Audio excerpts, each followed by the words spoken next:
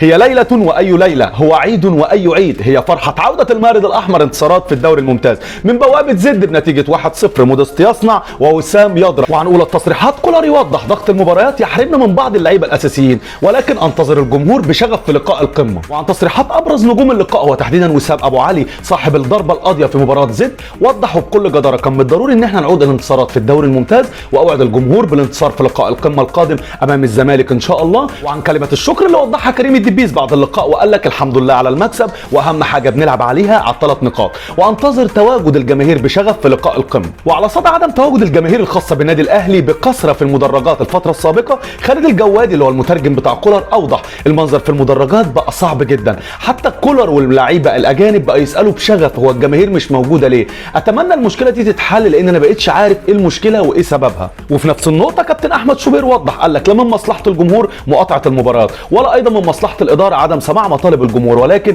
لابد من وجود اتصال بين الطرفين لحل ازمه عدم وجود الجماهير ومقاطعتهم للقاءات. وعن مستشفى النادي الاهلي اتحدث، من مستشفى النادي الاهلي مروان عطيه يشعر بشد في الخلفيه، والاشاعه هتحدد موقفه من لقاء القمه. وعلى الصعيد الاخر نادي الزمالك بينجح في امطار شباك نادي الاتحاد السكندري ب3 اهداف، اجمل هديه واجمل عيديه للجمهور الزملكاوي. وعن ابرز تصريحات جوميز المدير الفني لنادي الزمالك وضح كان علينا الاستمتاع قبل لقاء القمه، وهذا ما فعلناه في لقاء الاتحاد السكندري. وعايز اوضح حاجه للجمهور ومنتقدين عبد الله السعيد، عبد الله السعيد ناقص له بس مركز واحد يقف فيه، هو مركز حراسه المرمى. ده معناه ان الراجل بيشكك في كلام المنتقدين لعبد الله السعيد وبيقول لهم انا واثق فيه. وعن تألق احمد سيد زيزو، قطار سيد زيزو لم يتوقف حتى الان، سيد زيزو يتخطى جمال حمزه صاحب ال 74 هدف ويقترب من الثعلب صاحب ال 84 هدف، فرق 8 اهداف فقط على زيزو عشان يوصل للثعلب. قطار زيزو لم يتوقف بعد. وعن ابرز التصريحات والاخبار الغريبه الكابتن حسام حسن الخاصه والمتعلقه بمنتخب مصر، وضح محتاج اسبوعين تاجيل للدوري الممتاز عشان احقق حلم الصعود للمونديال. وحين الحديث عن مواجهات النادي الاهلي القادمه ان شاء الله هتبقى في الدوري الممتاز يوم 15 ابريل تحديدا يوم الاثنين الساعه 7. لقاء القمه بين النادي الاهلي ونادي الزمالك نتمناها ليله حمراء لعشاق النادي الاهلي. بس قبل ما ابتدي الحلقه بتاعتنا النهارده اتمنى نعمل لايك للحلقه دي ونعمل شير للحلقه في كل اماكن فضلا وليس امرا، بحيث ان صوتنا يوصل لاكبر عدد من المتابعين. ويلا بينا نبتدي الحلقه بتاعتنا.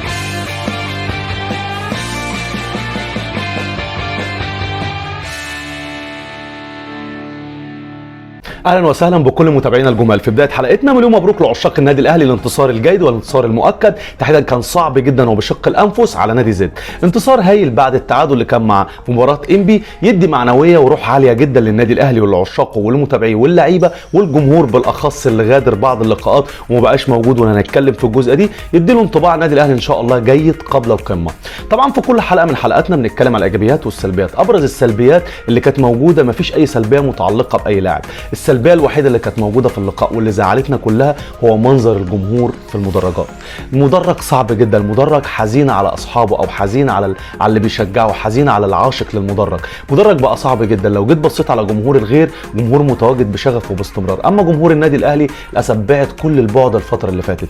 لو جيت بحثت في الموضوع من الواضح كده ان جمهور النادي الاهلي طلب مطالب من الاداره والاداره ما قدرتش تلبي المطالب دي. عرفنا الموضوع ده من ايه؟ عرفنا الموضوع ده من كلام كابتن احمد شوبير اللي وضح قال لك بالنص كده لا من مصلحه الجمهور مقاطعه المباريات ولا من مصلحه تحديدا اداره النادي الاهلي عدم سماع مطالب الجمهور. ده اللي وضح لنا ان الواضح ان في مطالب لجمهور النادي الاهلي والاداره مش مركزه مع الحاجه دي. بس احب اوصل رسالتي للاداره بغض النظر عن مشاكل او كلام من ده جمهور بسيط جاي يشجع، ولازم اللي انا بنصح الجماهير او المشجعين رايح شجع باحترام بادب. ليه؟ لان احنا دولتنا دوله محترمه، ما نحبش ان احنا نسير شغب او كلام من ده. احنا مش وش كده، احنا ناس متحضره وناس متعلمه. رايح تشجع شجع فريقك النادي الاهلي وشجع كده وارفع رايه النادي الاهلي وارفع رايه بلدك. لكن رايح تعمل شغب كلام من ده، اتمنى نتجنب كل الكلام ده. واتمنى من اداره النادي الاهلي انها تركز على مطالب الجمهور، مطالب محتمله، مطالب على القد، مطالب سهله او مطالب بسيطه نلبيها بحيث ان احنا نقدر نرجع الجمهور ونرجع الشكل الجميل. واحب اوصل رساله لجمهور نادي الزمالك او الناس المنتقدين الفتره اللي فاتت دي وبيعملوا صوره مقارنات. جمهور النادي الاهلي مقاطع اللقاءات وليس هو ده الطبيعي بتاع جمهور جمهور النادي الاهلي. هنا الانتقال بقى للجزئيه الثانيه اللي متعلقه بايجابيات اللقاء. ايجابيات اللقاء ايجابيات كتير جدا. حاجه مهمه جدا كان من الايجابيات اللي احنا اتكلمنا واتذللنا الكولر وقلنا له لازم عمر كمال عبد الواحد يلعب في مركزه.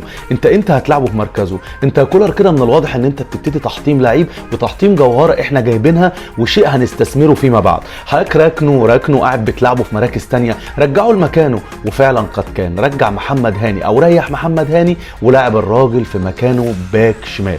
طب ايه اللي حصل في اللحظه دي؟ تعالى بقى اكلمك ارقام الراجل عمر كمال عبد الواحد بتتكلم عن نفسه. وقبل الحديث يا عم الحاج لازم اعرفك ان عمر كمال عبد الواحد افضل لاعب في اللقاء. تعال بقى نتكلم على الارقام بتاعته. اللعيب لعب قد ايه بالظبط وعمل قد ايه داخل مجريات اللقاء. اللعيب لعب بالظبط 90 دقيقه. عمل ايه خلال ال 90 دقيقه دول؟ بالظبط لمس الكره 95 مره. 95 مره بالنسبه للعيب او متوسط لمس الكره في الماتش متوسط كبير. 95 ده معناه ان اللعيب شارك في معظم الكور المتعلقه بهجمات او ارتداد خاصه بالنادي الاهلي. لو جينا بصينا دقه التمرير 41 تمريره صحيحه من اصل 51 بدقه تمرير 80%. مقبول وجيد جدا للعيب رجع مركزه بقى وهيبتدي ينضج في مركزه، ولعيب يستاهل يلعب في الحته دي عشان يديلك اداء هايل. يعني بعيد عننا خالص قوي ان الباك الشمال بتاع النادي الاهلي يحصل على افضل لعيب في اللقاء. اتمنى نركز يا كولر بقى في اللي جاي.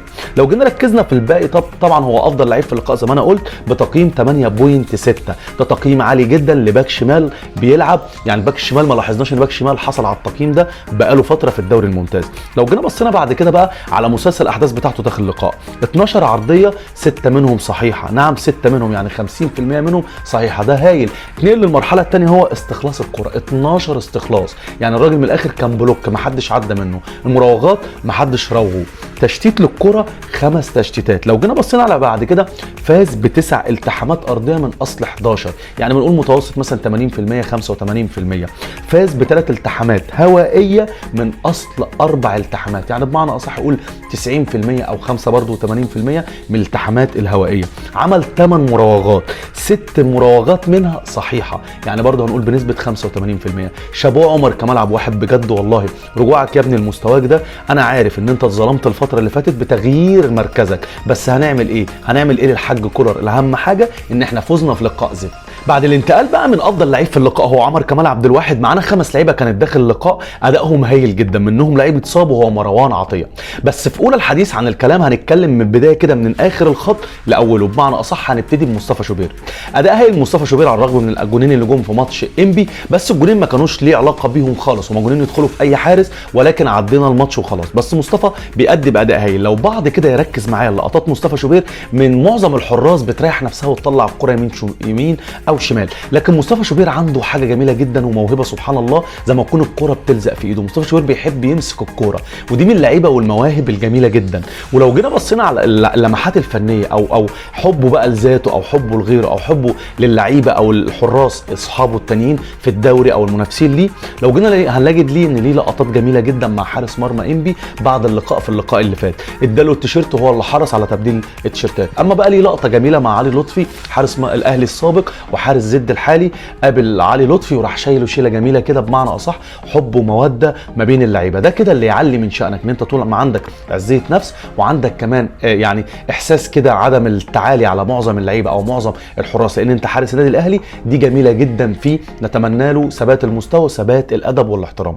لو جينا اتنقلنا اللعيب الثاني بقى هو احمد عبد القادر. من الاخر احمد عبد القادر عطشان كوره يا جماعه. احمد عبد القادر لعيب هايل جدا عطشان كوره. نتمنى الفتره الجايه وانا مش هزيد مع احمد عبد القادر في الكلام لان انا مش عايزه ينتبه للاعلام خالص. انا عايزه يركز الفتره اللي جايه ان شاء الله تحديدا على مستواه وانه يتطلع للافضل فالافضل. هو عطشان كوره. نتمنى كولر الفتره اللي جايه ان شاء الله يزقه في ماتشات كتير. ثالث لعيب معانا مين؟ هو وسام ابو علي. بصراحه يا جماعه فرحنا ان بقى عندنا فيرود. فرحنا خلاص عندنا فيرود تقيل جدا يقدر من صغار الكور ان يجيب لك جول. طبعا كان عنده مشكله في الماتش اللي فات. لسه الراجل راجع خايف على رجله يا جماعه. بمعنى اصح قدر يهدف وقدر يصنع في 3 مباريات ليه في الدوري. بس برافو برافو برافو برافو. نتمنى الاداء الهايل ده يتطور الفتره اللي جايه. وفي احد تصريحاته كمان تصريحه قوي واضح انه جاي كده من الاخر عنده شغف. قال للجماهير رساله احنا الحمد لله قدرنا نحصل على اللقاء وفرحناكم في العيد. وكمان عايز اقول لكم ان هنفوز على الزمالك ان شاء الله. بيشجع الجماهير وكل سنه وانتم طيبين. فيه. لو جينا بقى اتنقلنا للعيب الرابع هو تحديدا موديست. موديست يا جماعه الفتره دي بيقدم اداء هايل، محدش يتكلم ربع كلمه، اي فرصه جت لموديست بيعمل اللي عليه الراجل. فكره بقى كبير في السن، فكره فنيات، فكره الكلام اللي انتوا الايحاءات اللي بتقولوها دي، مفيش الكلام ده. موديست محطه هايله جدا جدا جدا. فاكرين الكره بتاعت عمرو السوليه لما لعبها له وريحها له عمرو السوليه كسر الشبكه بمعنى اصح؟ فاكرين برضو الجون، او بمعنى اصح فاكرين ايه ده؟ انتوا لسه شايفين في مباراه زد شفتوا الكره اللي ريحها لوسام، وسام عمل ايه؟ خلصها في الجون. محطه هايله جدا من موديست، نتمنى استمراره. على فكره يا جماعه لعيب هايل جدا، والله احنا اللي ظلمناه ان احنا جبناه في السن ده، بس هو حظه كده، بس هو منتج بالنسبه للنادي الاهلي. ما تبصش على النقطه السوداء، بص على الصفحه البيضاء الكبيره. خامس لعيب معانا هو مروان عطيه، حدث ولا حرج، مستوى هايل، اداء ثابت، اداء متطور جدا، بس حظه انه اتصاب. شك الراجل كده. بص بقى اللعيب الذكي بيعمل ايه؟ اللعيب الذكي اللي ما يتحملش على نفسه بمعنى اصح ويفضل موجود في اللقاء ويركن لك شهور، لا، حس بشكه في الخلفيه، طلب التبديل. يا جماعه انا عايز اغير، انا زعلت، انت زعلت، كلنا زعلنا، بس مش هنزعل اكتر من انه يركن كتير. لا، الراجل طلع يعمل اشاعه وان شاء الله هتبقى بسيطه، واتمنى انه يلحق لقاء القمه. لو جينا بقى اتنقلنا لجزئيه مراكز الانديه، مراكز النادي الاهلي ونادي الزمالك في الدوري الممتاز ايه؟ المواجهه اللي جايه ان شاء الله هي مواجهه القمه بين الاهلي والزمالك يوم 15 ابريل، يوم الاثنين القادم الساعه 7. لقاء قوي جدا، بس لازم نبقى عارفين النادي الاهلي مركزه ايه في الدوري ونادي الزمالك مركزه ايه، وضع المباريات، لعب كام مباراه وده لعب كام مباراه، وكمان مين المنافسين بتوعهم او مين المتصدر الدوري الممتاز. المتصدر الدوري الممتاز حاليا دلوقتي هو نادي بيراميدز، عنده 29 نقطه من 14 لقاء. تاني فريق يعتبر في الدوري الممتاز هو نادي انبي اللي كان متصدر الجوله اللي فاتت بعد التعادل مع الاهلي، ولكن انبي حاليا دلوقتي في المركز الثاني عنده 28 نقطه من 17 لقاء. المركز الثالث مين بقى؟ هو الاتحاد السكندري. نادي الزمالك امطر شباكه بثلاث اهداف، وبمعنى اصح خلص عليه في الجوله دي. نادي الزمالك جاب 3 اهداف، هدفين لزيزو وهدف لناصر منسي، من اجمل الاهداف، الاسيست الجميل جدا من فتوح والهدف الجميل جدا. ده يعتبر في المركز الثالث، عنده بالظبط الاتحاد السكندري 27 نقطه من 15 لقاء. طب وضع الاهلي ايه بقى ووضع الزمالك؟ النادي الاهلي تحديدا دلوقتي في المركز التاسع، عنده 21 نقطه ولعب 10 ماتشات. طبعا ليه مؤجلات، واحنا عارفين وضع النادي الاهلي صعب بسبب افريقيا وبسبب المنافسات الجانبيه للدوري الممتاز. اما بقى نادي الزمالك في المركز ال 12 عنده 18 نقطه من 12 مباراه. يعني بمعنى اصح النادي الاهلي لو فاز على نادي الزمالك في الجوله الجايه هيصعب الامور جدا على نادي الزمالك، لان النادي الاهلي عنده مؤجلات وكمان هيبقى فارق على النادي الاهلي. وقبل ما انهي الحلقه بتاعتنا النهارده لازم اعرفك معلومتين اقوياء جدا. المعلومتين دول هم مواجهات النادي الاهلي للفرق الخاصه بالكونغو في الثالثه عصرا قبل كده، مواجهتين للنادي الاهلي عملهم تحديدا في التوقيت ده خارج الديار. مواجهه منهم كان بيلاعب مازيمبي في دور تحديدا دور المجموعات في 2012 وخسر من مازيمبي 2-0، والمواجهه الثانيه تحديدا كانت مع فيتا كلوب لما فاز النادي الاهلي بنتيجه 3-0. نتمنى النادي الاهلي ان شاء الله الفتره اللي جايه يكسر الجزئيه التعادل دي اللي هو مباراه مكسب ومباراه خساره، ويعدي الفرق الخاصه بالكونغو ويتخطاها، وان شاء الله يبقى عنده انتصارين خارج الديار مقابل انتصار. ونهايه الحلقه بتاعتنا اتمنى نعمل لايك للحلقه دي ونعمل اشتراك في القناه ونفعل زر الجرس بحيث نجيلكم كل جديد. وشكرا لمتابعتكم لينا قناه ابراهيم مشفاي.